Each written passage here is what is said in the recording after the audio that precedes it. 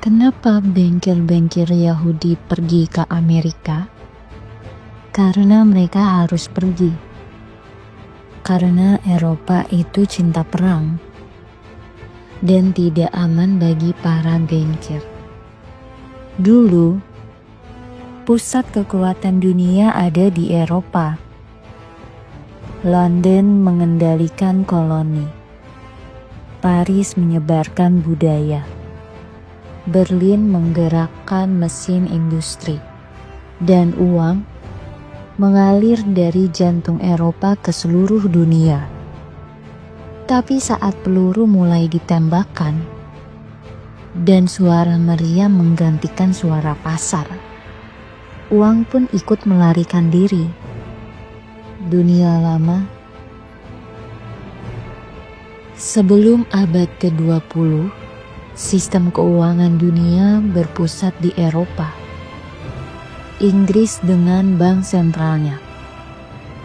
Perancis dengan institusi kolonialnya. Jerman dengan kekuatan industrinya.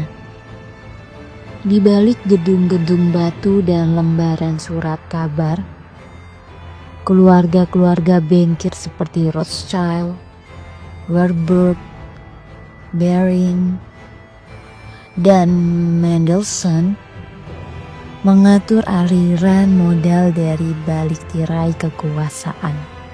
Tapi stabilitas itu hanya ilusi, karena Eropa menyimpan satu penyakit tua: kegemaran untuk saling membunuh. Tahun 1914, Perang Dunia Pertama meledak. 4 kerajaan besar hancur dalam 4 tahun.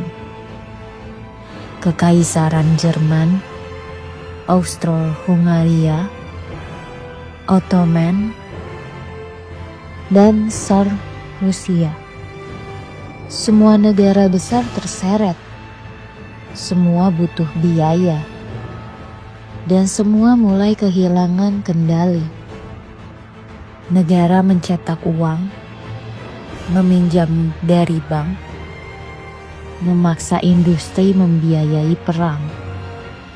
Hasilnya, mata uang anjlok, obligasi gagal bayar, bank swasta runtuh,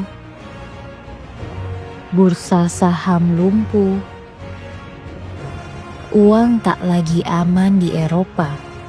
Ia mulai mencari tempat berlindung. Amerika Serikat saat itu netral. Dan dalam dunia yang terbakar, netral artinya aman. Tahun 1913, Federal Reserve lahir. Seolah panggung sudah disiapkan. Sebelum aktor-aktornya datang, bankir-bankir Yahudi dari Eropa seperti Paul Warburg pindah ke New York. Warburg bahkan jadi arsitek Federal Reserve itu sendiri. Saat Eropa membangun kuburan massal, Amerika membangun kantor keuangan modern. Ketika meriam ditembakkan di Prancis, kontrak bisnis ditekan di Wall Street. Dan ketika perang selesai, sebagian besar uang Eropa sudah tak ingin kembali.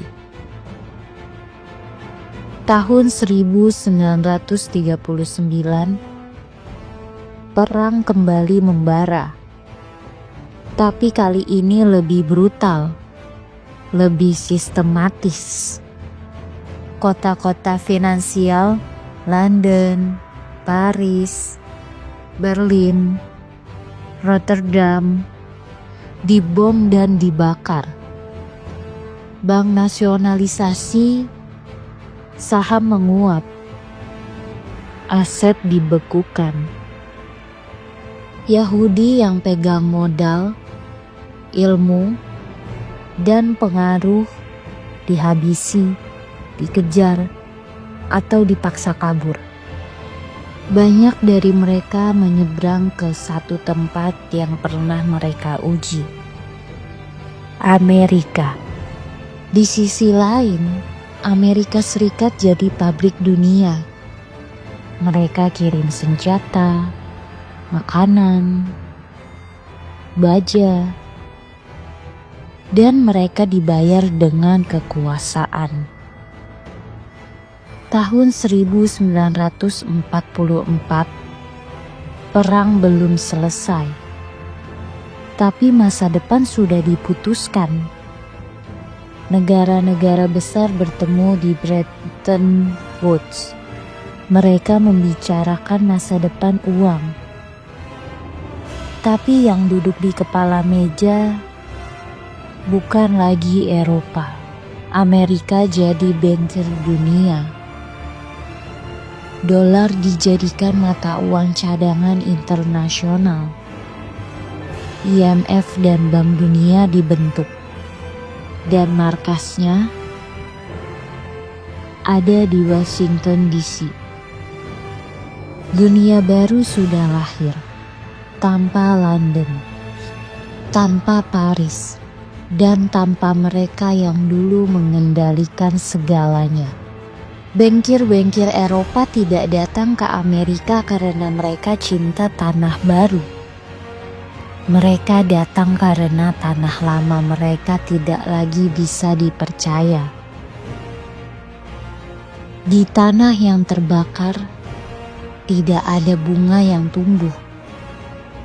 Di tengah bom dan genosida, tidak ada nilai yang bisa dijaga. Jadi mereka lari ke tempat yang belum terbakar, tempat yang masih bisa tumbuh, dan tanpa sadar, mereka serahkan pusat kekuasaan dunia pada Amerika. Hari ini kita bicara tentang Wall Street, dolar, Silicon Valley, dominasi Amerika Serikat, tapi semua itu dimulai dari satu kebenaran yang tak pernah diajarkan di sekolah. Uang tidak punya kewarganegaraan, ia hanya tunduk pada satu hal, stabilitas. Dan stabilitas seringkali lahir dari perang.